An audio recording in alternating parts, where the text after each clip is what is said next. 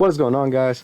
Welcome back to another Cryptid Saturday, and in today's Cryptid Saturday, we are going over the Cryptids of Guam. So before we get into this, guys, like I always like to say, I don't own the rights to any of the article where I found this, and you can find the link to the original article in the comment section down below. Also, guys, I'm trying to hit 1,200 subscribers. If you guys could give me a hand with that, it would be greatly appreciated. Maybe we're already there, but at least at the time of recording this video, we are not. So let's go ahead and get into the video. The Sigua.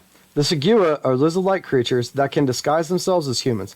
In some tales, they appear as seductive women who lure men into the jungle. Sigua are omens of death and said to devour corpses. And so most of this is really short. The article I found was pretty much just kind of a glorified list, so I don't really want to keep going back and forth, but on that one, most of these are just going to be like kind of folk tales, but if I find one that's more original, that I can actually attribute to like a real creature, I will do my best to try and explain that. The Siren.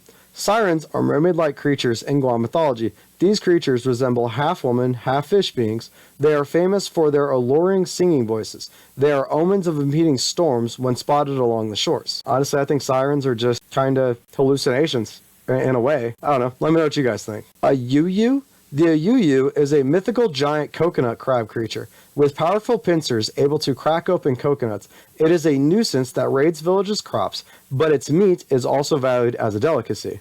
So this one's literally just a coconut crab. Do they have coconut crabs in Guam? Let me know in the comments down below if they have coconut crabs in Guam. The Manahawk.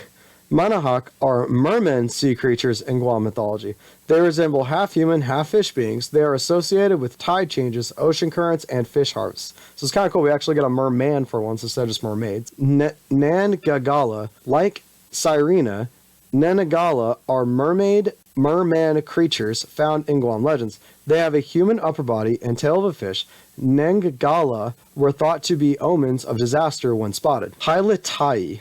Hylitai are dragon-like creatures in Guam mythology. They are believed to be derived from the monitor lizard. They could walk on land or swim in the ocean and were messengers between the human and spirit worlds. So that one's literally just monitor lizards. They even say it. Fanihi. The Fanihi is a giant mythical fruit bat creature, also known as Mariana's fruit bat.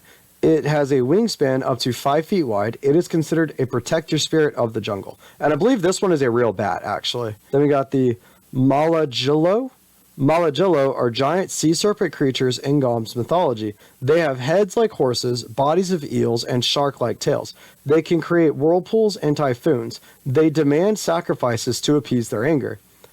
And ocean creatures are just way too spread out for me to even begin to guess what this could be, but it's really an awesome legend. Bairao are colossal mystical eels the size of a house. They lurk in deep ocean caves and visit shore to devour livestock and villagers. Bairao control the fish supply and must be appeased with offerings. I mean, giant eels. I don't know what the biggest eel is, like the longest one or the biggest one, but I know some of them can definitely reach 6 feet, so. Kantan Gado. These are merman creatures in Guam folklore named after the legendary chief Gado. People believe that Kantan Gado were Gado's soldiers. They could transform into half-fish beings. And that's kind of pretty interesting, to be honest with you. So he had soldiers in mythology that they could just attack you and then turn into half-fish and swim away. And when you're on an island, I could see where that would be very necessary. Maybe it actually came from them attacking and then just diving into the water. That'd be kind of a fun way to kind of explain where that could have came from. Kantan Camarita. Kantan Camarita are mermaid creatures in Guam legend. They resemble beautiful half-women, half-fish beings who sunbathe on shore during low tides. They can grant magic pearls or cause storms. And that's just nuts. I love how there's just so many different kinds of mermaids in Guam that it's kind of really interesting, like how that kind of took hold in their culture. But that's pretty much it. Those are all the ones I found. Did you guys know any about these?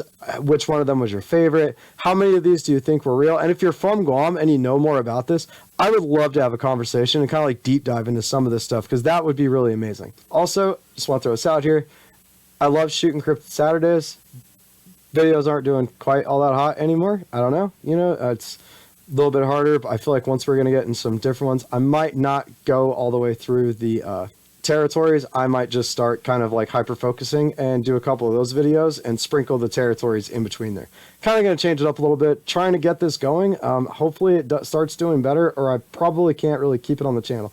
I really love doing them, so I hope they do start to do better, and I might just say forget the algorithm and just keep it going anyway. But still trying to make up my mind, so in the comments down below, please let me know if you want this to keep going, and if you do, share it around. But let me know about all that in the comments down below, guys, and until then, I will see you next Saturday for Cryptid Saturdays.